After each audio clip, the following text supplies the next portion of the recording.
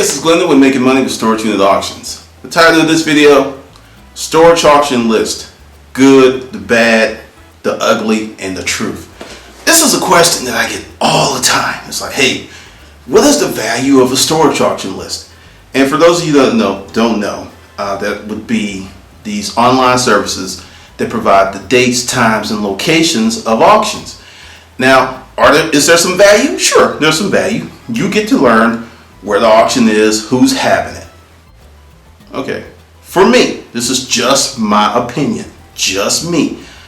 That's where the value starts and ends, because that's only maybe 10% of the deal.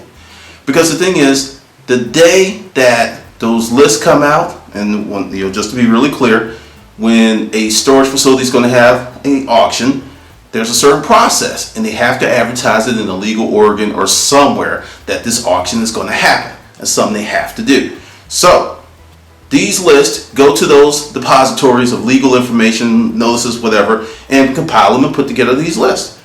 Great, wonderful. Okay, but the day that those lists come out, within a week, they're invalid. Why? Because there's three groups of people. There are groups of people who are like, oh God, I forgot to pay my storage bill.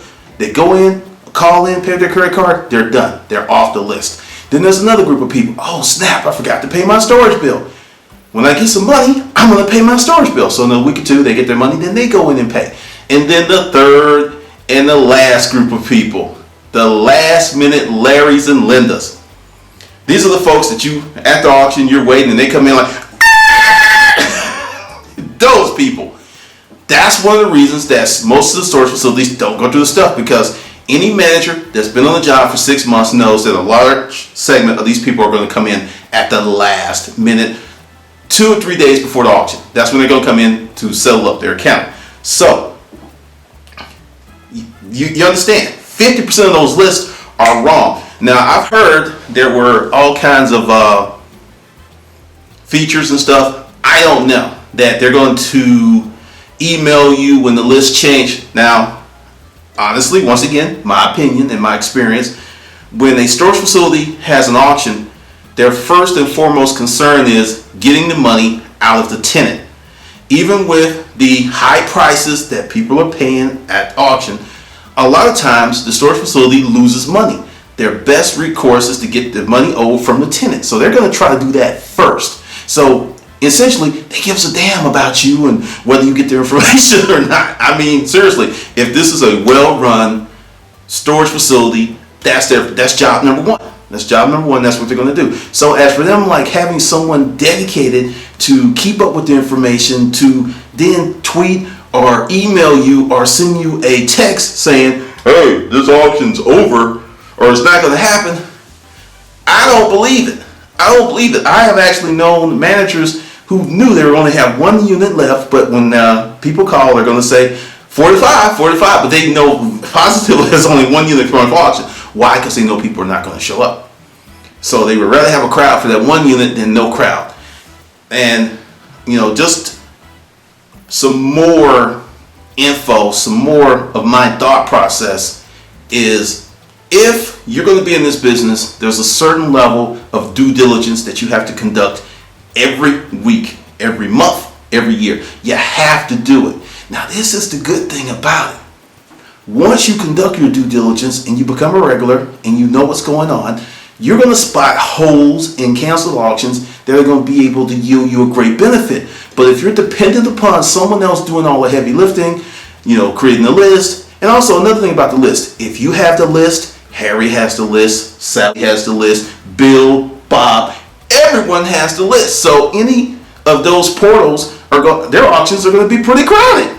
Just my way of thinking. So if you're trying to go somewhere to get a better deal and you're going to use a list that everyone's using or everyone knows about, bam, you're going to have more people at that auction. Like, I'll give you an example. Jerry Dome, who's a good friend of mine, and I supported him. But Jerry was one of the first people to go online and advertise and put his auctions and stuff on there. And Jerry has a crowd. Great for him, great for his family, great for his business. That's the reality. Jerry was really savvy. He was very smart. And they went out there and did something before a lot of people did. And they had a huge following. Hello. So you're like looking at these lists as if, oh man, it's actually a detriment. It's not actually an aid, it's a detriment. And also, you become lazy. Because when you're looking for someone else to do something that you should do,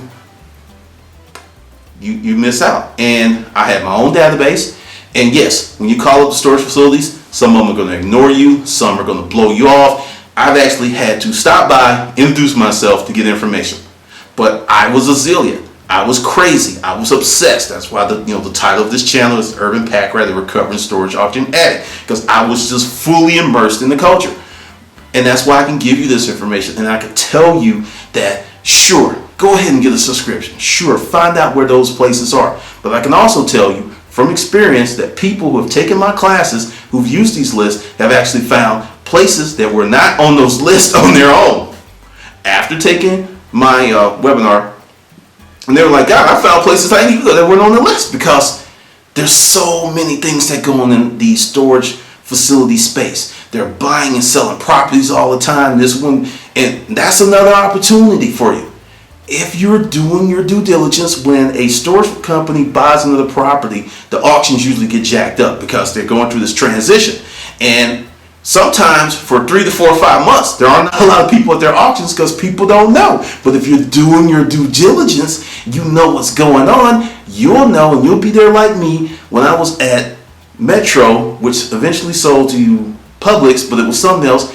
I was there during that transition for like 4 months. There was like 4 or 5 of us for 4 months. And one time they had 25 rooms. I got 8. See, that's where you make your money in this business, because everyone's like looking for, hey, I'm going to go there and buy this unit, then I'm going to pull out this one little item, then I'm going to take it to someone, and they're going to tell me it's worth a whole lot of money.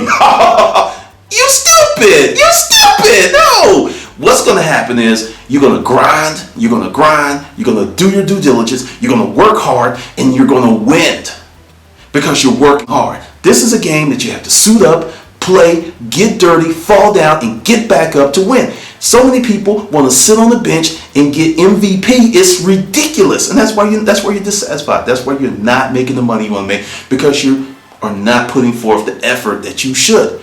And one of the biggest parts of this business is data management, and knowing where the auctions are, who the players are, what's going on. That's part of your data management. It's not something that's going to happen overnight. You can maybe pay someone. If you got a wife, they can do that information for you. But I would peg data management at 20 to 30% of my time. Yes, it's boring. Yes, it's a pain in the ass, but it pays off. So if you want to use these lists, by all means, go ahead. But when you look back at the end of the year and you're wondering, wow, I didn't make as much money as I wanted to, I kept running into all these crowds, just remember, the dude on YouTube told you that's what you should expect and that's what you're going to get. Because there was times that I would go out and there was a huge crowd and I wouldn't buy. But I was always buying because I was dipping and dabbing and I was on top of my information. You have to be a data junkie in this business in terms of where you're going to buy your stuff, in terms of what's this worth, in terms of where can you sell it, is this sales channel is working. It's about data management. You've got to manage a lot of information and put it where it needs to be and be on top of it. And oh yeah, be able to change your mind, change your tactics, change what you're doing just like that. Because that's why, I look at this business as like you being a ranger. You're not that big 400-pound linebacker or, lineman. You're like that cornerback. You can get in and get out, but you can still provide the hard lick. And that's the deal. So really take this to heart, because sure, it can provide you a little benefit, but like I said, 10%. So that leaves 90% of the field wide open. So if you're only concentrating on that 10% and that's what you're going with, and you're putting all your ducks and all your eggs and all your chickens and all your roosters and all your foxes in that basket, and when it turns over and you just got an empty basket, there you are.